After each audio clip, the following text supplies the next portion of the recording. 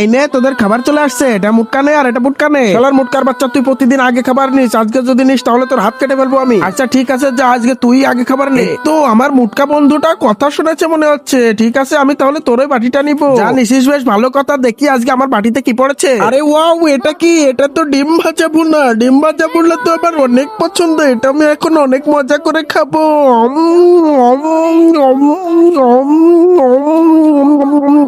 মুটকা নাড়ু কাকা যে এত সুন্দর রান্না করে তা তোকে বলবো কি? কি যে মজা এই ডিমটা খেতে। কি যে স্বাদ। তুই যদি এই ডিমটা একবার খাতিস তা তোর নিজের নামটাই ভুলে যাতিস রে মুটকা। আমার বাড়িতে কি আছে সেটি দেখার আগে তুমি যদি বলতে পারো এই ডিম বার্গারটি কতজন মিলে বানাচ্ছে, তাহলে একটা লাইক করে কমেন্টে বলে যাও। আর এই সুন্দর ছবিটি যদি তোমার কাছে ভালো লেগে থাকে তাহলে একটা সাবস্ক্রাইব করে যাও। আরে আরে, এটা কি হলো? তুই কি আজকে আমাকে ঠকাই দিছিস রে? এই কাঁটাওয়ালা খাবার আমি কিভাবে খাবো?